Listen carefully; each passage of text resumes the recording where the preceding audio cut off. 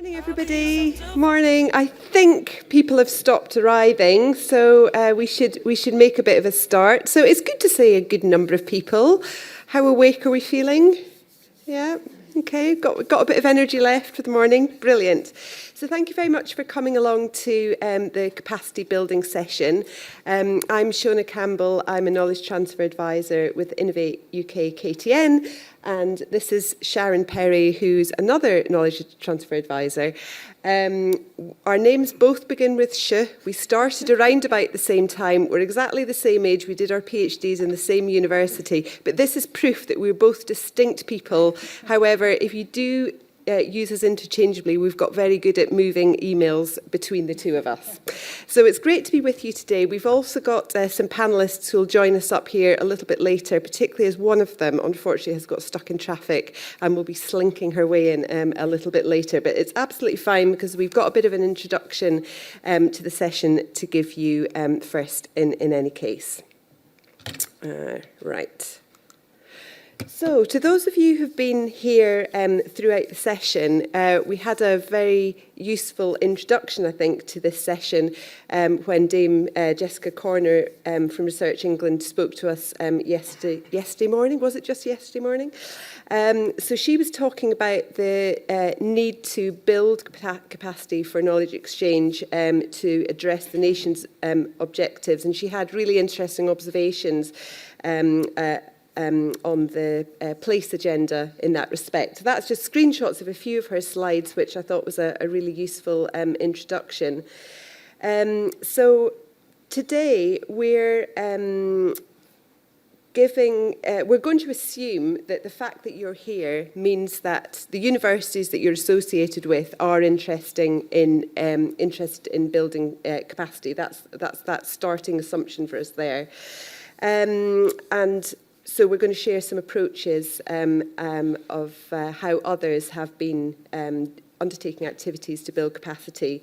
So we're majoring on knowledge transfer partnerships because that's what we do, but linking to back to Dame Jessica's plenary again yesterday. Before we do that, we're going to say a few words about another scheme that's been running over the last couple of years with that has a really nice capacity building focus that's just a little bit different. Okay. So, the scheme that we're just going to touch on first was a Research England scheme which provided support for small and specialist providers. Those of you who devour the Research England circular letters may have noticed this paragraph in the last year's funding letter that providers who were eligible for HEIF but not in receipt of HEIF were going to be granted some funding to enable them to look at how they may increase their knowledge exchange activity. So in the current cohort, there are 31 knowledge bases involved, and they've been supported with some funding to pump prime activities, with a series of workshops with specialist content and peer networking and mentoring. And that's really where we've come in. So each of these institutes has a knowledge transfer advisor providing mentoring support to them, which has been a very interesting experience because Sharon and I, scientist, engineer, between us got these 4 institutions. So very interesting going into them, talking about knowledge exchange and working out how we could help them. So we're just going to say a couple of words each about these organisations that we were parachuted into. So my first one is The Place, which is a London contemporary dance school. So what they decided to do with the funding that they had was to actually carve out a fractional knowledge exchange role and really have a focus for the activity across the organisation. And then, as we moved along the process, they actually decided to use KEF as a framework to draw together activity that they were already doing and identify which activities had potential for growth. And it was really fascinating. They used different language, but they do a huge amount of knowledge exchange, particularly in the public and community engagement space. They're very, very rooted in their location in London, do huge amounts of activity, both with the audiences that you might expect, but also in participative activities with their local communities. So their public and community engagement narrative, which was recently submitted, looking forward to seeing that being published, because it's got some absolutely smashing activities in there.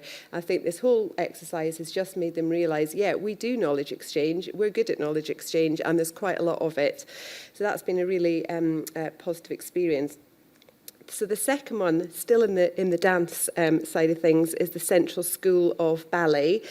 And again, they were doing things which are clearly knowledge exchange. So to give an example, with a couple of large businesses in London, they were doing workshop-type team away day activities and then providing their space for strategy days with these energised people who'd been spinning around the hall in the morning. They hadn't been charging very much for this. They hadn't been packaging it. They hadn't been marketing it. It was word of mouth. But they're clearly doing a fair bit to exploit the amazing facilities that they've got there. So again, we sort of moved along this path of saying, what are you doing already that is knowledge exchange, and what could you do to do a bit more of it? So that's my two. Thanks, Shona. Good morning, everybody. So, I had the pleasure of working with the National Centre for Circus Arts, based down in London. Again, a bit like Shona was saying, they were already doing things that we would quantify as and qualify as knowledge exchange. So what they used their funding for was to do a couple of things: to carry on their consultancy activities with business, which had gone a little bit south during COVID, as you can imagine, and to start building that up and bringing actually the service that they wanted to develop to the businesses. They also carried on with the hire of their amazing facilities. It really is an astonishing building in East London, with some incredible facilities, as you can imagine, for developing circus skills. And then the final thing that they did was they've set up they had been doing for a while, a small conference where they invited some of the regional circuses to take part in a conference over a weekend. So they expanded that. They made the offering wider to bring not only the youngsters enjoying the circus arts down to use the amazing facilities, but to bring with them their circus school leaders. And that's where the knowledge exchange really took place. And to look at the kind of skills that they needed to develop their own regional circuses and to see where they could help and support them. What was interesting for me was, because a lot of the graduates coming off their degree programme are self-employed, they not only do stuff around the technical skills of being a circus performer, but they do a lot of work on how does somebody survive as a self-employed person within the arts sector. And so they were looking at all sorts of things, from financial management to the health and safety of those individuals as well when they're signing up for specific contracts. So it was a really interesting engagement. Rambo is slightly different. Another amazing institute as well. They actually, you might be aware if you're in the London area, that they actually have a commercial arm as well. So they have the school where they develop their dancers, and they run degree programs and postgraduate programs now. But they also have a dance company which goes around the country and around the world, putting on some of their performances. So actually the school is already, again, doing a lot of knowledge exchange just with their company. So every year they're developing new routines, new dances, new content, which they're then sharing with their commercial arm to take around the world. That commercial arm now is developing online presence. So they are beginning to develop their grades courses, not just within the UK for teachers to deliver face-to-face, but they're delivering these now on online platforms. So some really interesting stuff going on there. With regards to the school itself, they actually do have a postgraduate research facility, which was a bit of a surprise to me. And so we did a lot of work there around what are their research interests, what things would they like to progress, and how can they do that with some of the funding they'd received. So they actually formed, they've been working with other universities on equality, diversity, inclusivity in dance, and they've just put a bid in to join an ARHC dance network alongside other universities, which will be a great step forward for them in hopefully becoming a research and technology organisation independently. So some really interesting, and as Shona explained, some novel experiences for us being engineers and scientists, but some great knowledge exchange already going on in these institutes. Yes. Okay. Great, and Michael from Research England is in the room here. So yeah, if anyone's interested in that scheme, there's a lot of other wonderful case studies. So sort of watch this space and what happens next there. So on to that. Did I just flick two by mistake? Hang on. No, that's okay. On to KTP, which I guess is our more natural environment. So without giving a huge amount of detail, because we're assuming that most people here know what a knowledge transfer partnership is, because obviously it is the gold standard of knowledge exchange. But just in case there's anyone that's new to it, so that everything else that we say makes a little bit of sense. Knowledge transfer partnerships have been running for very close to 50 years. They're three-way grant-funded partnerships that support businesses to exploit an opportunity through innovation that requires knowledge that they don't have in-house. The knowledge is provided by the academic partner, who also benefits from the experience of working with the business, getting impact from their research, enhancing the employability of their students, etc. And each project brings in a graduate, typically a postgraduate with some sort of experience, to head up that project. So, KTP, as I said, it's been going for a long time, and like many schemes, we do like to turn the tap on and off. I say we don't like turning the tap on and off, it's a complete pain in the neck. But the funders like to, make it the flavour of the month but not the flavour of the month. So the amount of funding available does vary. And this causes real headaches for academic institutions. So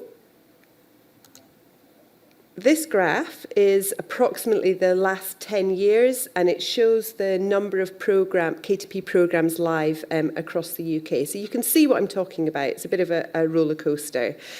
So obviously the steep downhills are what we all absolutely hate. It's the period where you're managing expectations, you're keeping contact warm until the funding environment improves. And then the ramping up bit is where we're all running around madly trying to get partnerships together, rushing to get applications in, with quite often the recruitment of your teams lagging behind that increase. So it can be really difficult. So fortunately, the position we're currently in is that KTP is increasingly recognised in the corridors of power as an impactful mechanism for applying knowledge to fuel innovation and growth. So we're in one of these upward trajectories, and long may that last.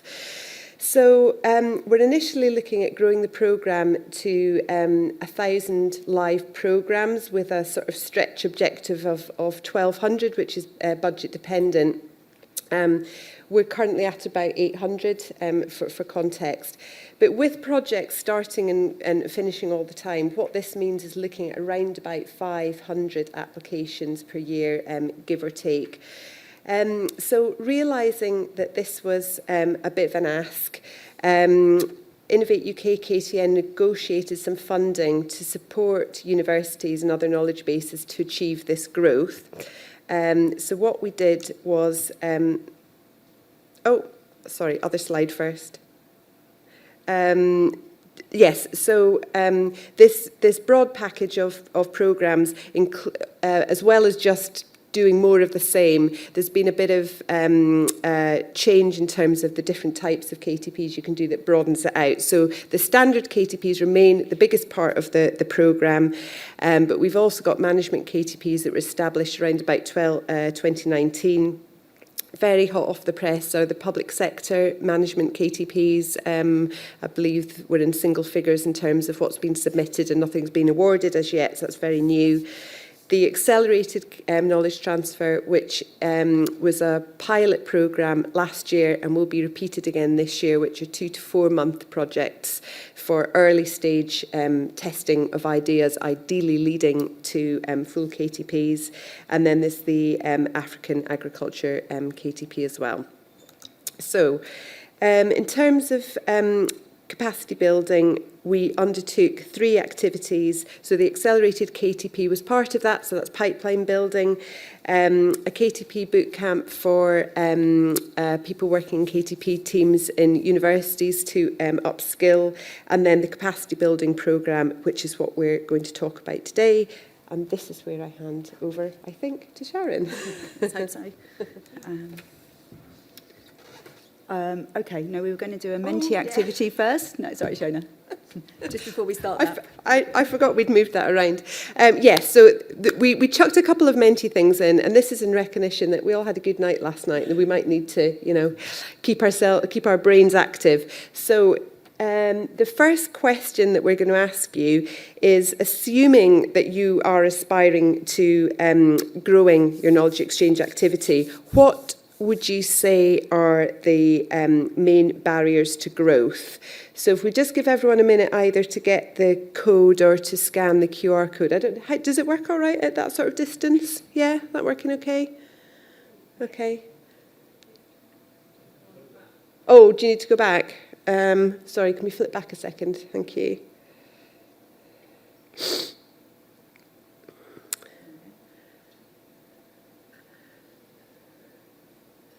Everyone, yeah, just waiting.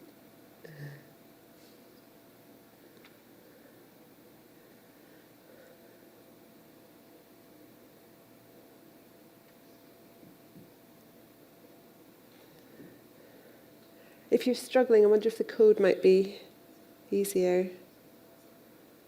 Okay, let's hope that most people have got it. So I've set it up so you can have 3 words per person, and they're all coming at us already. Wonderful. So what have we got coming through?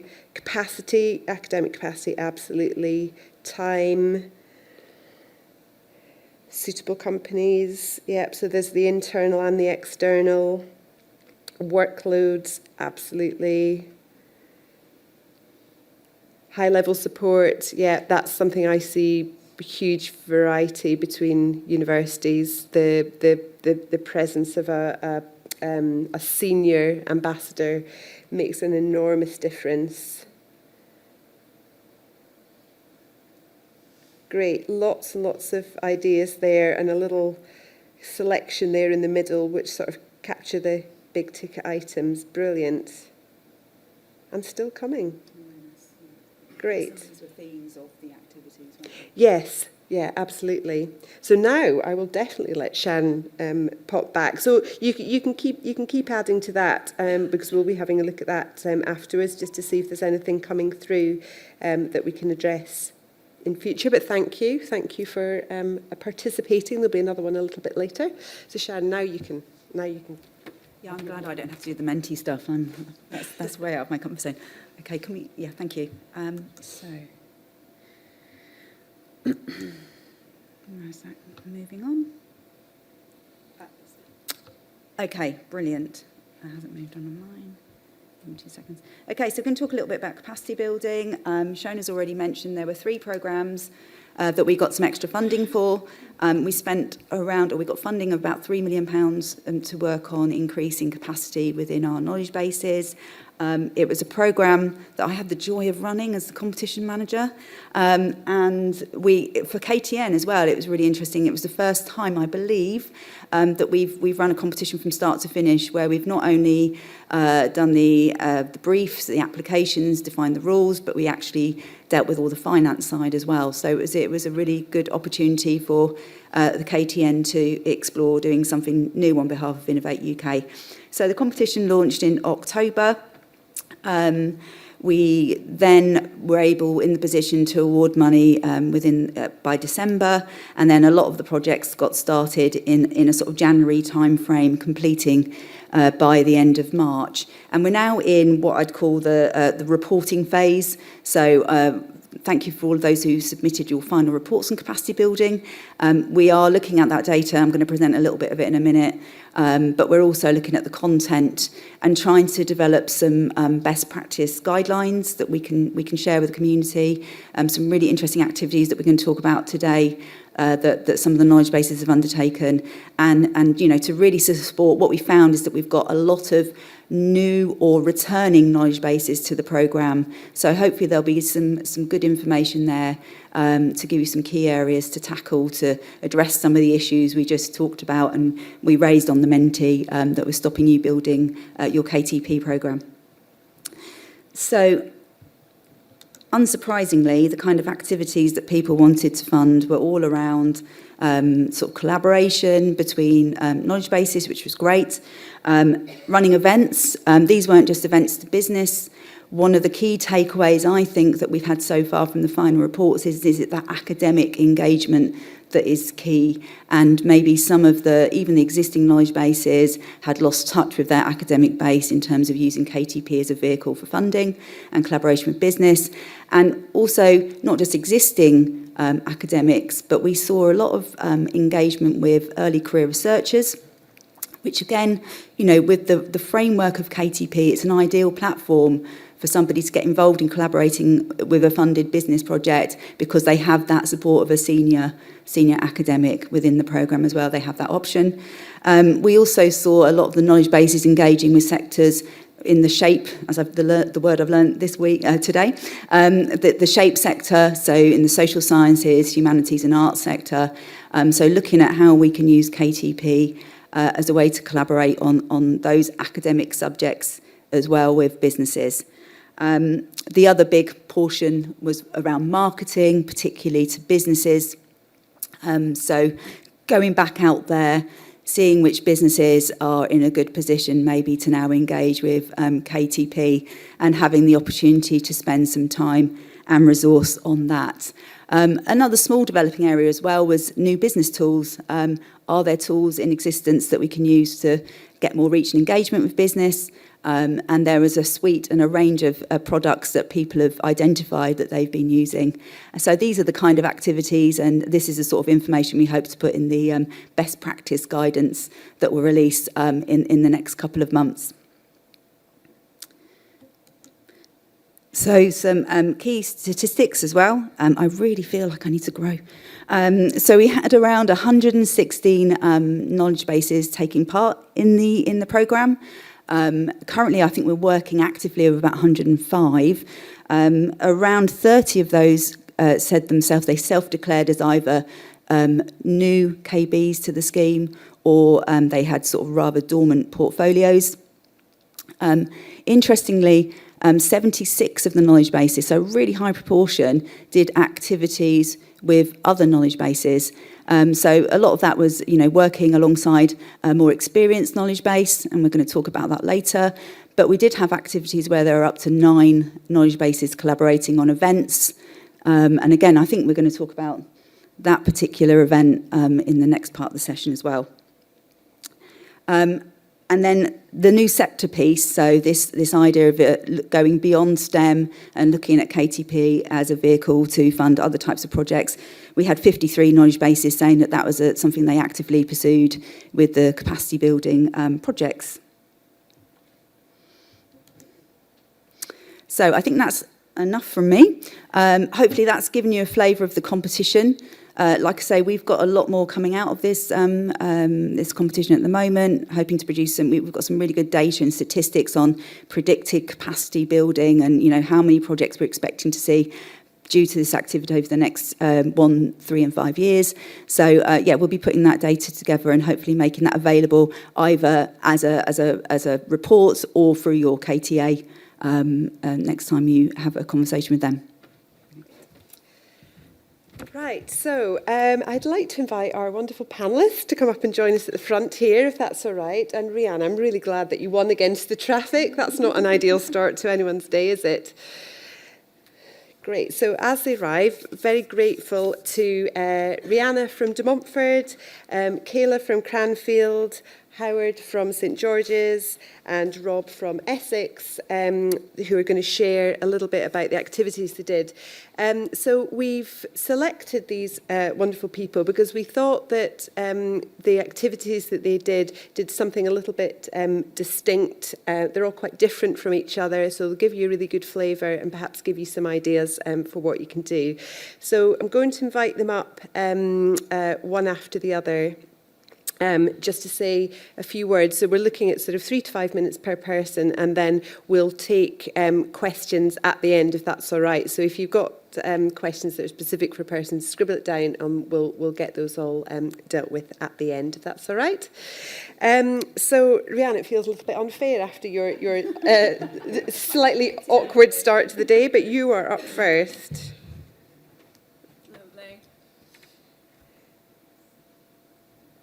Yes, who knew that it could, the journey from Leicester to Nottingham could suddenly become, feel like it was an epic journey. So, what we did in the East Midlands was a roadshow.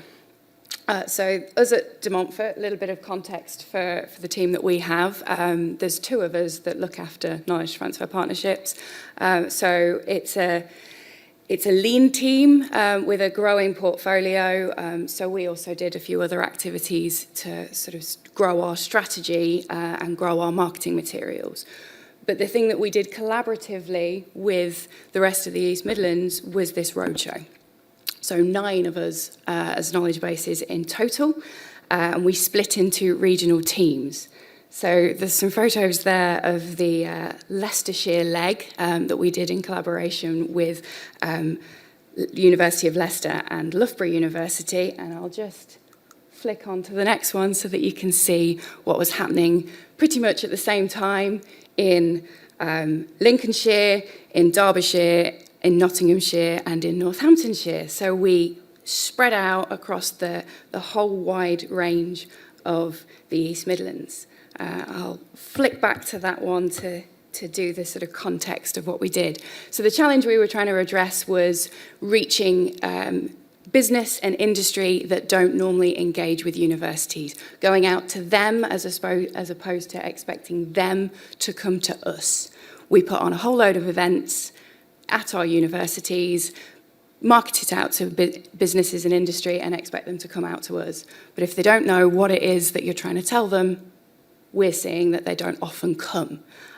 So we wanted to go to them. And we also wanted to work together as a region to really amplify the voice, thinking if there's 9 of us all saying, we're coming to you, industry, and we're going to tell you what we can give you, then they might, repeated message, they might pay attention. So we headed off with coffee vans to various industrial parks and handed out free coffee, coined as the Brewing Innovative Ideas Roadshow, with a bit of a tagline that it was hot from the KTP van. So over 3 days at the beginning of March, we headed off to different locations. We went all around Leicestershire for our Leicestershire leg. What worked well was that hook. You bring a coffee van to an industrial park, people come out and see you. The problem was, we managed to pick the week in March that it snowed.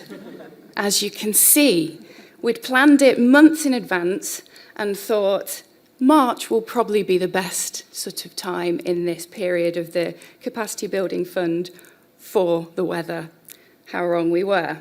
But we did still have some good conversations. If we were able to use an indoor venue within the business park, that helped. It was that balance of then going to places that you had existing relationships with, so could sort of use indoor places, but also trying to reach the people that had no clue who you were. But it was a fantastic opportunity for us to work together as a team. and speak to different businesses. It was an enjoyable few days despite the weather.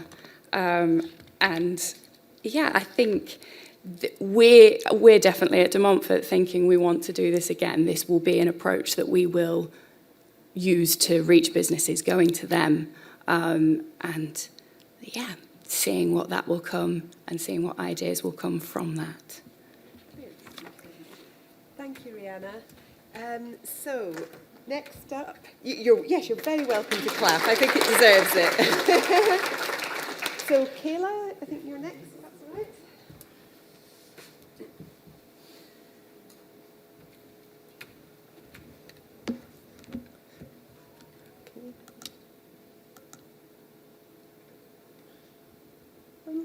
Is that not what you were expecting? No, I think it has some of it cut off, but that's... Oh, sorry. No, that's fine. I just wanted to make sure I didn't put anything on there, like the animations, but that's fine, don't worry. So, good morning, I'm Kayla Kennedy, and I'm in the Knowledge Exchange team at Cranfield University. Like Brianna, we have a small team, but this was very much a joint effort to undertake these activities. Our challenge was how could we drive sustainable growth of our KTP portfolio, and we took a three-pronged approach to do this in our activities. So we thought about how could we engage relevant audiences and attract them to the scheme, how could we raise awareness with our internal audiences, so our academics, and the third aspect, I'm not going to talk about that today, but we also thought about how we could learn from other institutions who have large portfolios and are successful with the scheme. So for the first activity, the marketing aspect, so engaging with those external audiences, the funding allowed us to engage with an external marketing consultant. So she came in, we sat down with her, had a chat, and talked about what we were aiming to do and our objectives. And she wanted to learn more about KTP, so we explained it to her, our processes, and then handed over all of the marketing collateral that we had been using to date. So she stepped away, undertook a competitor analysis, a SWOT analysis. She talked to some of our academics who had been engaged with the program, and then she came up with a marketing strategy for us. So that was very useful, and in that strategy there are recommendations. But during the capacity building activity period, so between January and March, she helped us to engage with an external video production company. So we now have 12 videos from 3 of our projects that we can use as promotional material. And then we also have, so we have 3 long videos, so about 2.5 minutes for each project, but then we also have the cuts from the individual interviews. So we have an associate for each project, a company perspective, and a university perspective. So we can use bits of those videos for, say, teasers on social media. So we have a lot of content that we can push out there. We also have 4 case studies in development, and we have a new KTP visual style. So we worked with the consultant and our internal brand team to put that together, and there are a few examples there. So we now have templates, so for case studies and PowerPoint presentations, the email headers and footers, we have the LinkedIn banner. We're doing a web page refresh, so it will be in the new visual style, and also our internal intranet for our academic audiences to make all the materials we have more accessible for them. We now also have a subscription to Canva. So this is the platform that houses those templates. And it's actually really useful because our internal brand team was using it. So if we want to go in and modify our materials, everything is already under the Cranfield brand. So with the Keller templates, font, logos, images, everything's in there for us. We also now have a subscription to Shorthand Stories. So this is a digital brochure. So instead of having paper collateral, which everybody seems to be moving away from now, we'll be able to share the link with our academic colleagues. So if they're out and about talking to businesses, they can just use this brochure to talk them through the scheme. And we now have a subscription to Bowhurst. So this is a business intelligence platform. So any company registered on Companies House is on there, they have a profile. But what's really useful for our marketing strategy is that there are contact details for the companies on there. So people who are senior, who have influence and are able to make decisions, we can use that platform to get their details and put together targeted email marketing campaigns. So I guess to date, our marketing, I'll say strategy, but wasn't really strategy, has been very reactive, but the tools and the strategy that we have now will allow us to be more proactive and focused in the activities that we do undertake and the communications that we put out there. And then the second activity that I'll talk about, so this is what's missing, but we actually termed this teaching our colleagues to fish, because what we were doing was trying to arm them with a practical understanding of business development and technology commercialization so that they could be equipped to better identify, develop, and deliver a KTP. So what we did was engaged with Jeff Skinner, some of you may know him. He's actually on the Praxis Oral Professional Development Board, and he came in and did 2 full-day workshops with our academics. So at the start, we did a KTP presentation because we did have a lot of early career researchers who attended, which was great. So trying to get people interested in the scheme. And then we handed over to him and he did these sessions, which were very interactive and engaging, and actually got people talking to each other and to the members of the Knowledge Exchange team who were there. So it piqued a lot of interest. And I would say that working with the marketing consultant was really, really useful. It actually offered a fresh set of eyes on what we had been using, and she gave us the recommendations so that now we have a more structured approach.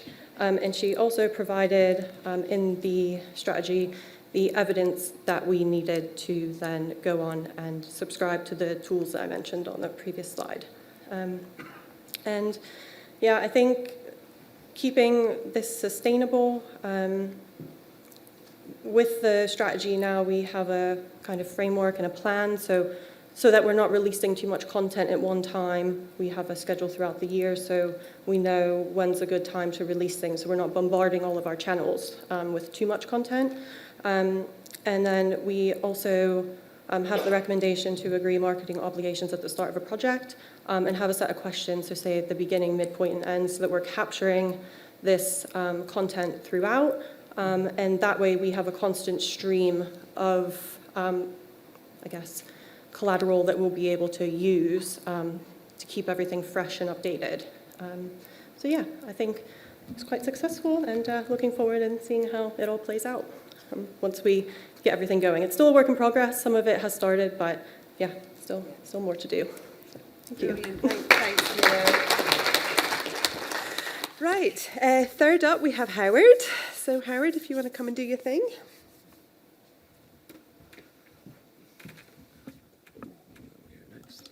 Brilliant. So good morning all. So first of all, I'm Howard Duffy from St George's University, and I've got a slight confession. We don't have a KTP program. Yet. In 1 second, it's building. So when this fund came out, it was the perfect opportunity for us to be involved and go for the capacity building fund. And what we looked at utilising was upskilling internal staff, educating our academics of how they can get involved, and looking across our different partners of how and where we could gain knowledge from, and see who already had established portfolios of what and where we could draw from. So that was very much our application, was around training, working with partners, and seeing where we go. However, we also have another problem. So just before I started, I know it's last day of conference, but quick raise of hands. Who knows of St George's in the in this room? Okay? Good majority. Who knows we're a small medical-only institution? Okay, nearly the same hands, but great. So you know, however, a lot of the partners that we try and engage with do not know. The businesses we try to bring in do not know. And that is one of the biggest challenges we have to trying to engage with anyone about any work we do. So at KTP, very much you need specialists to come in and know what you have to offer. And that is part of what we want to use this capacity building fund for.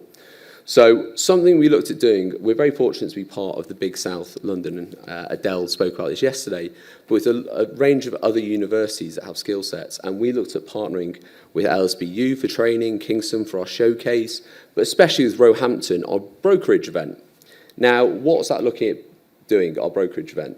We invited Roehampton around the health area as well, because they have a wider reach, as well as our partners as well, to bring businesses, academics and associates together, all together in one room immediately. And the aim was to build connections that could start working straight away. We'd done the training previously and going from there. This was, of course, around March and February, so littered with an array of train strikes made it quite interesting for organising. But the aim was to get them all in one room and pre-arrange meetings for them. This was to overcome the issues of saying, and that awkward networking section, and we registered. To start with, we had 57 people register. That was around 22 businesses, 30 academics, and university staff, and 5 associates.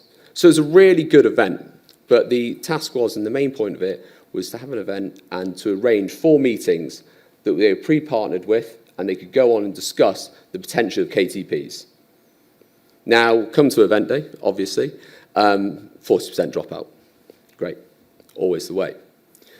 But what it did mean is that people immediately could go have conversations and knew who they were speaking to. This was all pre-prepared, and we arranged it that there was 15-minute sections to walk around and go speak to each other. It made sure that people knew who they were speaking to and removed the opaqueness that we sometimes see with universities, and especially something like KTP. They're learning a lot of information. Shona was there, did a great introduction talk, and got people aware of it. But once they were in the room, they could have that. Now, going on from there, we've had 10 connections carrying on and moving forward. We've now had 6. We've had academics very excited and gone and approached Shona directly, even though they're not ready for KTPs yet. And now we're tracking 3 opportunities for where we can go with KTPs and if there is an opportunity to deliver them. Now, at the beginning, like I said, we did not have a program. So this capacity building has really got us to the point. And we're seeing success in the long term as just one application and going from there. But these conversations, we've been trying for 2 years to get businesses in and work with us and understand what we could do. By partnering and pairing them in this brokerage event, immediately they knew, and they had 3 conversations on the day which they could take away. But also, academics had conversations with other academics of how they engage with businesses, and now we've got academics who are being proactive in approaching businesses and know how KTP works and how their peers at other institutions have gone on and been successful. So, like I say, the capacity building was perfect for us. We didn't have it. We built up the showcases, we did some training, we looked at partners. But the brokerage event itself meant that we had people initiating conversations which they've never seen before. And it meant that, like I say, we're very fortunate Big South and Roehampton, that now it's gone on to conversations and we're now tracking those conversations with the outcome of a KTP at the forefront of their mind. And that's where we've seen the greatest success from this. So, yeah, just to focus on the brokerage event, but that's where we're taking it forward. So, thank you, Shona. Brilliant, thanks, Howard. Excellent. So last but not least, Rob, do you want to come and take the mic?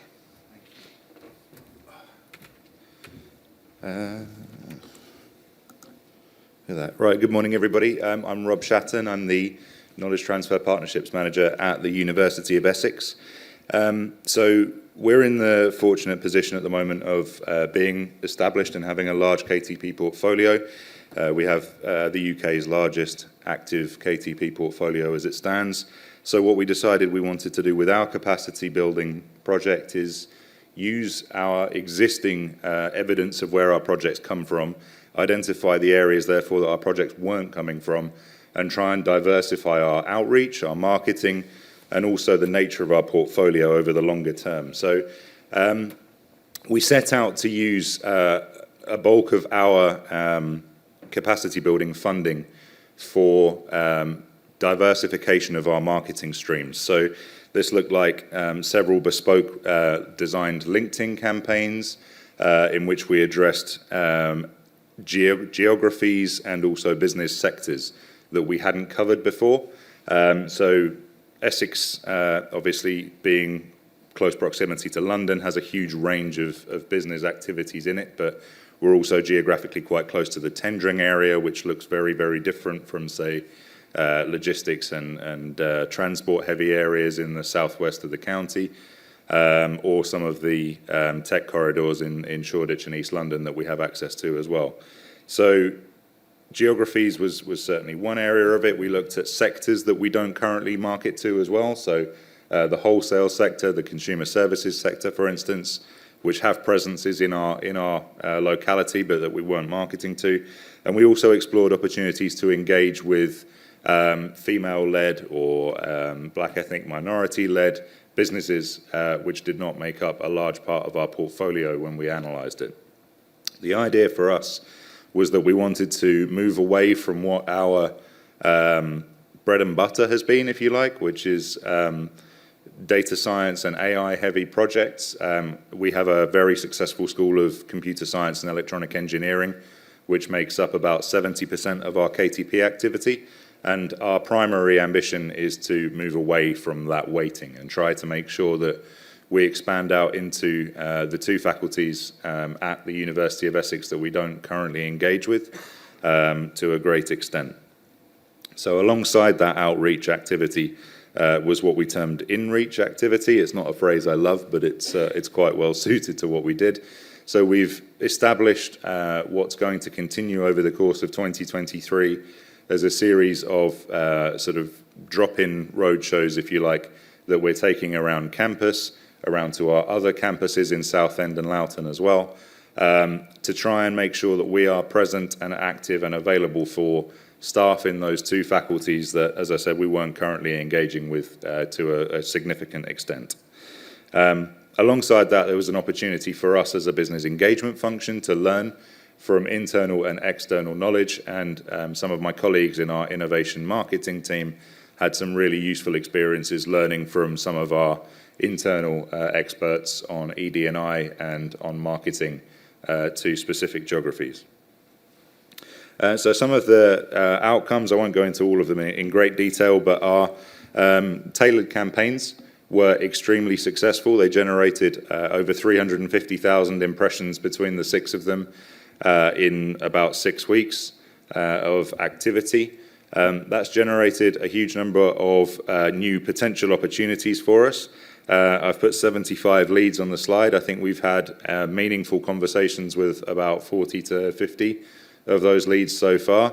And we are very hopeful that we're going to generate at least 5 KTPs out of that discussion in the course of 2023, along with obviously a lot of other activities such as consultancies and Smart Award collaborations. The most successful campaign we ran was targeting the charity sector. So charities obviously newly refundable as KTP partners as of last year.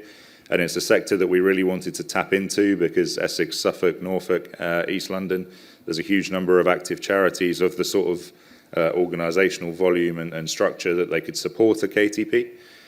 We have 2 leads in preparation for July submissions and a couple more hopefully by the end of the year. So that was a particular success that we were very proud of. That's also created opportunities for us to achieve what we wanted to achieve through the InReach campaign. So activities with charities, with the public sector, are less likely to be data-driven or AI-driven than they are to be policy, strategy, or organisationally driven, I suppose. So in terms of looking at structures, looking at activities, building knowledge for evaluation services, or building the expertise internally to diversify their marketing and their own campaigning. So it's allowed us organically to achieve one of the other goals that we set out to achieve, which is creating enhanced opportunities for academics in schools like psychology, health and social care, our Essex Business School, and also the Faculty of Arts and Humanities. So our Department of History is now engaged on a KTP and looking at a second one. That's created momentum, for our InReach campaign. So our first 2 InReach activities have been run, been really successful in the outputs they've generated. I'm going to be speaking at 2 departmental events before the summer, and I think there's another one lined up for the autumn term. And those are departments that we haven't really previously engaged with. We've had the odd bit of success with our Faculty of Arts and Humanities before in the School of Law, but nothing of any particular volume. So I'm really excited to get into those opportunities more. Our next one is being run in Southend at the end of this month, and we've got 30 people signed up to come to it who we don't currently engage with at all. So we're really excited about the internal momentum that we've been able to develop through this campaign, as well as the external. The other thing that we had the opportunity to experience through the capacity building was, as Kayla mentioned, I think, looking to support other universities who came to us for advice, guidance, mentoring, consultancy on how to develop their portfolio. So I haven't seen anybody in the audience that I've engaged with over the course of this, but we have supported 4 universities so far as mentors, consultants, if you like, to their capacity building processes. And this has taken a huge range of different outlooks. So we've worked with universities that have been long established in KTP and held a large portfolio for a long period of time on quite tactical sort of training and development of staff for certain skill sets. And we've also worked with a knowledge base that was completely new to the programme, isn't registered for KTP yet, and is just trying to dip its toes in the water of knowledge transfer for the first time. So we had different objectives, vastly different objectives, depending on which partner we were working with. But what we have achieved is delivering training across those 4 partner institutions to about 20 members of their knowledge exchange and technology transfer staff, and a few members of academic staff as well. We've helped to support our partners in setting up 3 events for their own in-reach and outreach purposes, at which they've managed to attract a combined 50 academics and about 30 businesses across the 3 different events, sorry. And we've also managed to take something for ourselves as well in the form of learning and knowledge from 4 other higher education institutions on how they do things. So we viewed it very much as a 2-way process, and we feel that we have learned a lot about how other institutions run their own knowledge transfer activities that's going to benefit our own processes as well. And I'll stop there.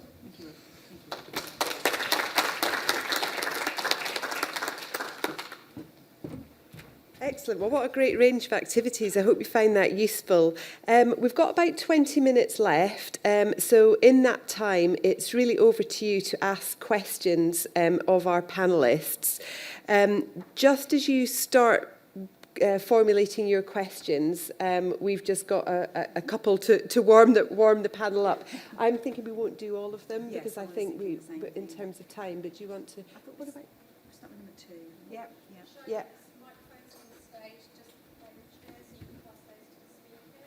Are they on? Okay.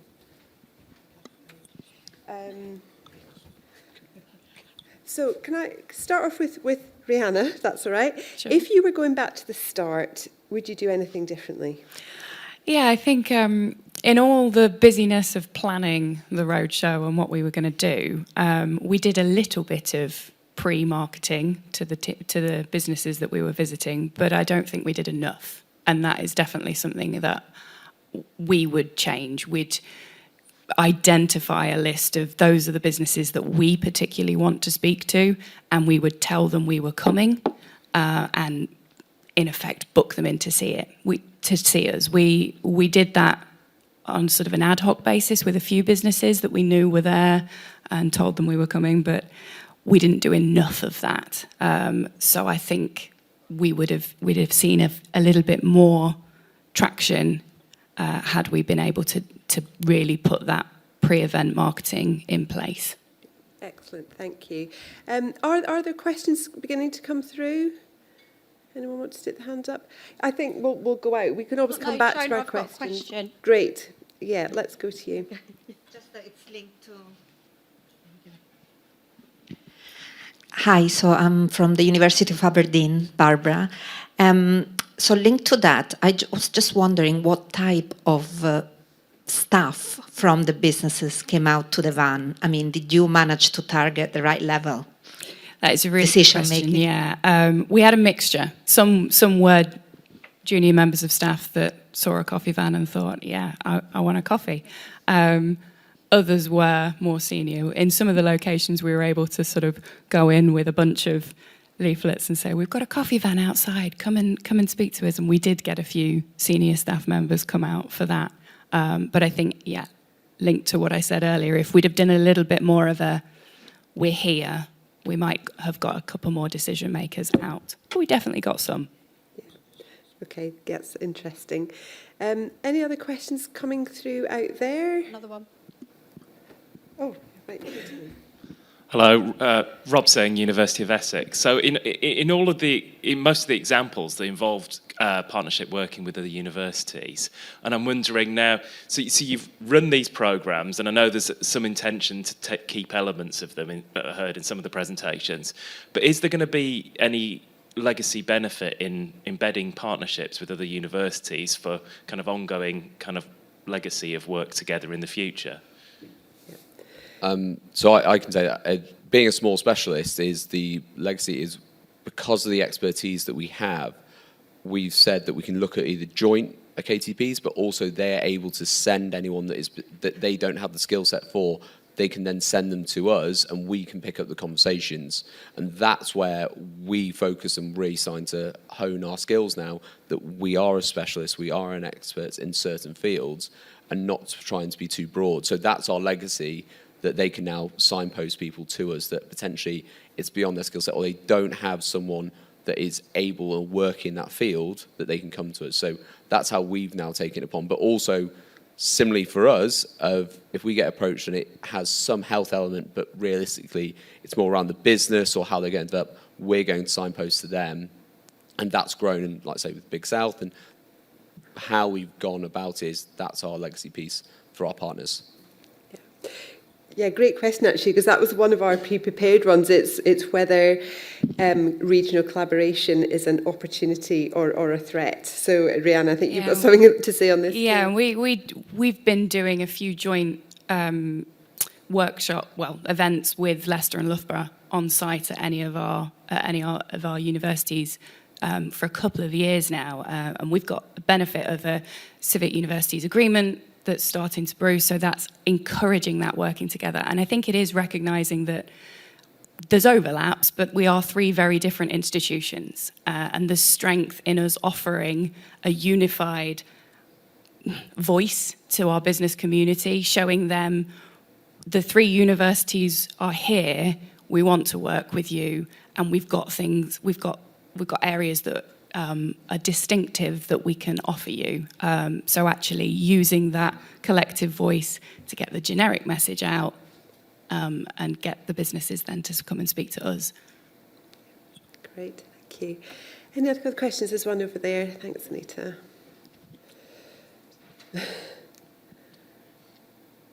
Find a path through the many chairs. Thank you. Hi, I'm Louise Maythorne from Bath Spa University. I've got a cheeky question and a cheeky plug, if I may. We're primarily a shape discipline university, so we benefited hugely ourselves from the capacity building funding and all of the opportunities that afforded us. My question is actually for Cranfield, and that's whether you have any plans to disseminate any of the nuggets that your marketing consultants shared with you in terms of marketing materials, anything that we could kind of collectively benefit from. That was the question. And then the cheeky plug was that all of the KTP associates that will now be flooding your KTPs as a result of this funding are very welcome to attend the KTP Associates Conference, which we're hosting this year at Bath Spa. So if you haven't already told all of your associates about it, then please do. Thank you. Your plug's very welcome. It sounds like a great event. It's got a storytelling theme. It sounds great fun. But yeah, Kayla for the question. We don't have any major plans to disseminate, the strategy that we do have. But like I said in my presentation, we did have recommendations, and a lot of those recommendations were focused around the tools that we could use to get the message out there. So I think, in terms of visual style, you could develop a visual style for your materials and then use the platforms or similar tools that we're using. Like I say, it's all a work in progress. We're just starting. We haven't launched everything yet, so we don't have any, obviously, data or anything to say it worked or it didn't work, which we do plan to do after we fully launch, maybe in a year's time, reflect on it and see how many notes of interest we had, and then perhaps at that point, within our regional groups or at a conference, it's about just discussing the best practice and things that we've done rather than, going into the strategy.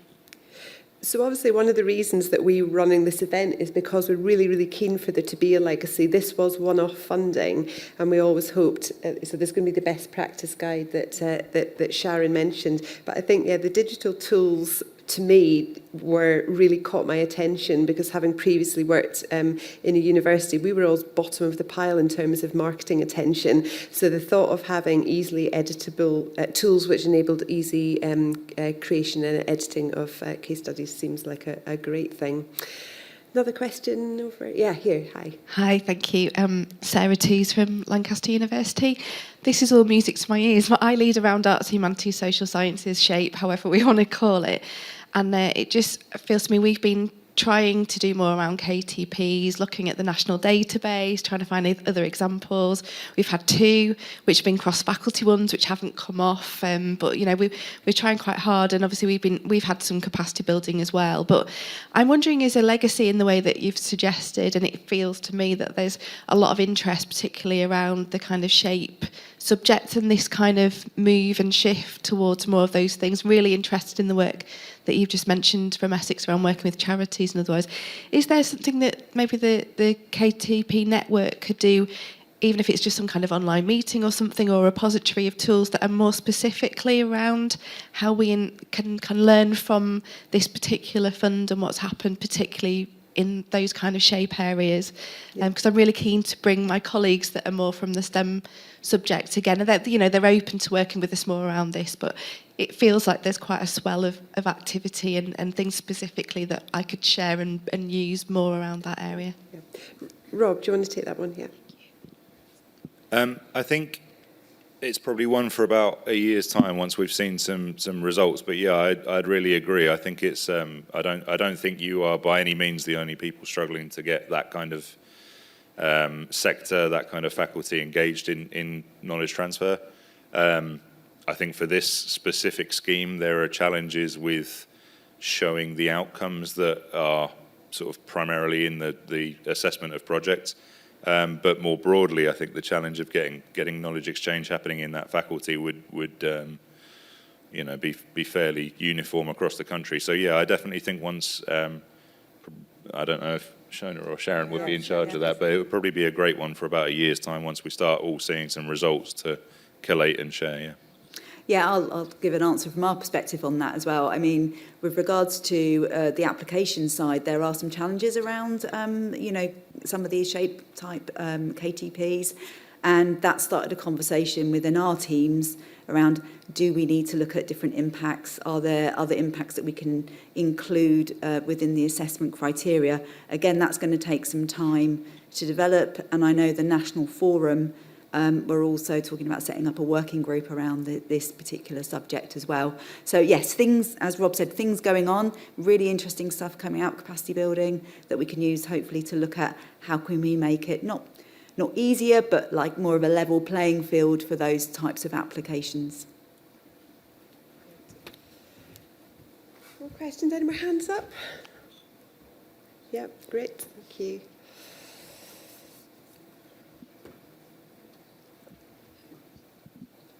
Hello, I'm Robert Evans from Cranfield University, one of Kayla's colleagues, but I just want to ask the panel, could you give us some examples of your favourite KTPs? Talk about one which you really think is really good for whatever reason.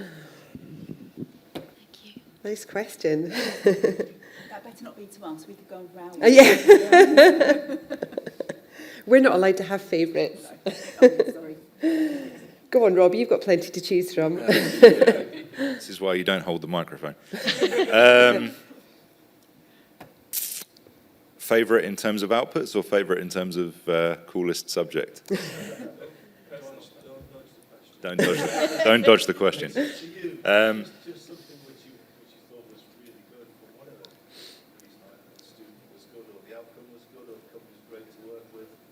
Okay, so one of the ones that I think has had the most sort of long-term transformation and really sort of created a long-term partnership for us is we work with a company called Filament AI in London. So when we started out, they were probably about 10 or 15 members of staff, and they are a boutique AI services company. So they work sort of long-term with large corporate partners to create AI-enabled software for the specific one-off use case that company's looking for.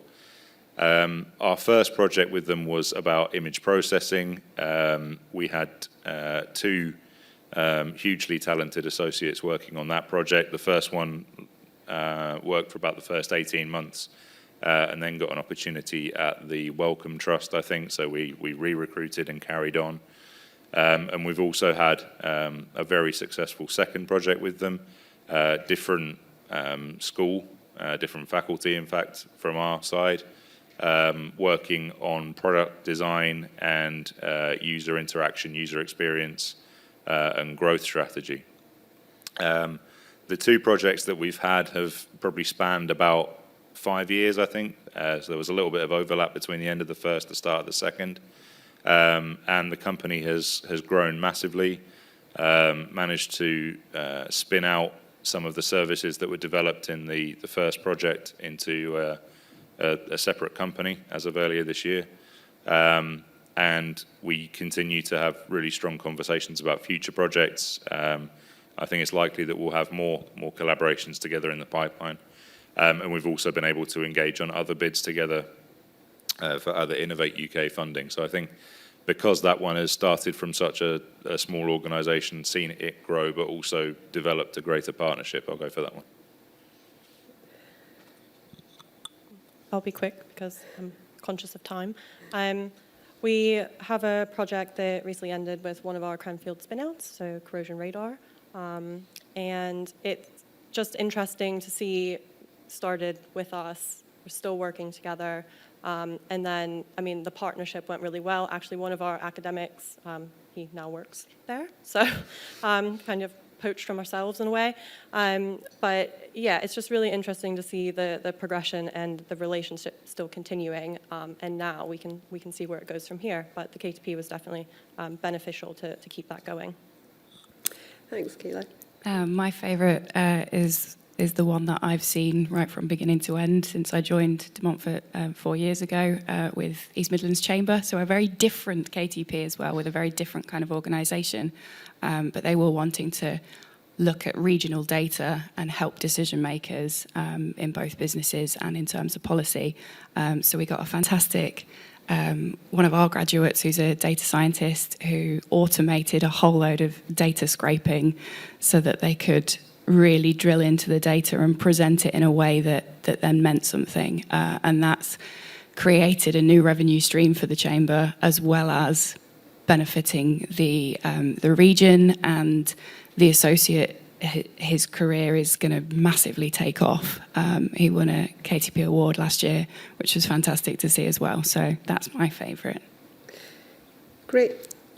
Howard, I'm guessing you don't have... My first one, that'll be fine. When we get one, that'll be my favourite. You can come back and tell us about it another time. So we're going to just begin to draw everything to a close. I'm just going to finish up with one final question, and then, if depending how long that takes, we might do the final Menti question.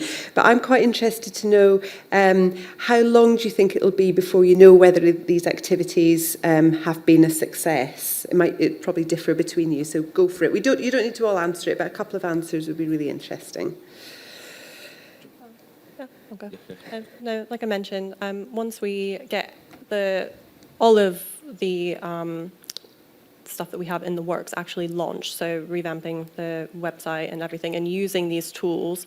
Perhaps once it's all launched in a year, like I mentioned, looking back and seeing how many notes of interest we had, and perhaps, you know, when we engage with businesses and academics, perhaps asking them, you know, where you heard about us. So if it is the website, you know, did that make a difference? And then analyzing that to see if the activities did support further engagement. So.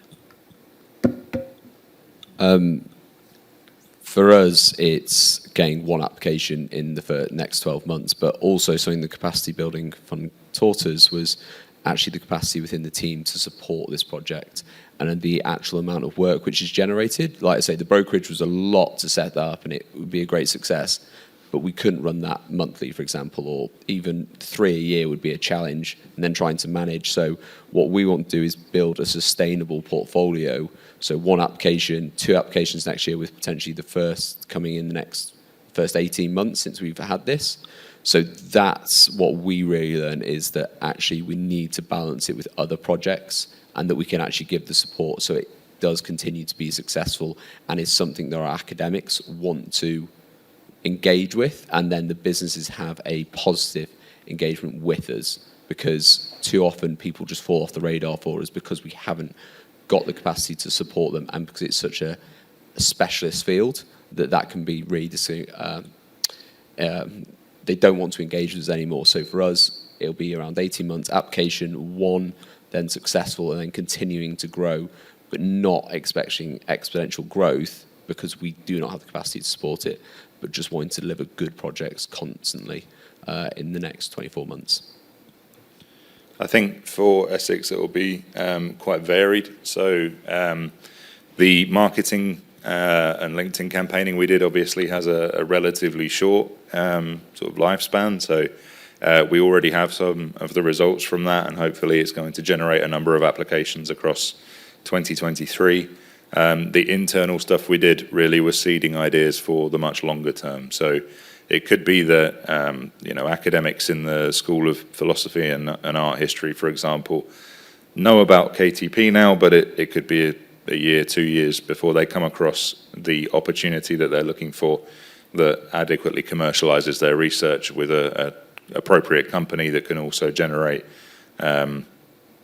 commercial revenue or profitability out of that to satisfy the KTP scheme. So I think really varied for us. Whilst we hear from Mariana, can I just ask everyone to do the scanning bit on the Menti, and then there's the very last thing, we'll just flip over to the Mentimeter. Mariana. I think it'll be a slower burn for us as well, because I think we need to do it again, and we need to keep doing it. Maybe not with a coffee cart, because we won't have the budget for that, but off the back of innovation festivals, business festivals, working with key stakeholders in the region, go out again and just generate conversation. And I think then over the course of doing that a few times, we'll then start to see more awareness in the region. Our businesses don't always know, don't always apply. So that's what our aim is. And I think once we've got a few more Leicestershire-based, East Midlands-based KTPs, we'll see the success of doing that. Excellent, thank you. So really hoping that what the panellists have shared with you is food for thought and has given you ideas what you could do back at base. So because we like these sessions to have a bit of an impact, it'd be really great to see, you know, have you got some sort of takeaway. So just as a very final question before we release you for coffee, not on a cart, what are you most likely to action to support growth? It's the same link as before actually, so you might have it already. Oh, can you move it on to the second question? Sorry. Yes, so that should be it now. No?